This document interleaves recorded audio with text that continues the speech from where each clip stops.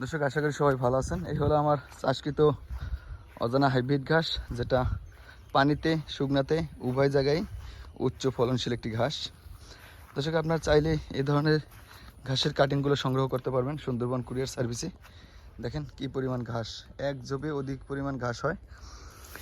এই ঘাসটা 100% পরিপক্ক কাটিং হয়েছে। দর্শক, কাটিং বিক্রি করার জন্য এই ঘাসটা এখানে চাষ করা। এই ঘাসটা পানিতে এবং শুকনাতে উভয় জায়গায় উচ্চ ফলনশীল। ঘাসগুলো দেখেন মেঘের মতো কালো। পানির ঘাসের মধ্যে জার্মান হোয়াইট হাইব্রিড এবং অজানা হাইব্রিড ঘাসে ফলন বেশি হয়, উৎপাদন বেশি আসে, প্রোটিন বেশি।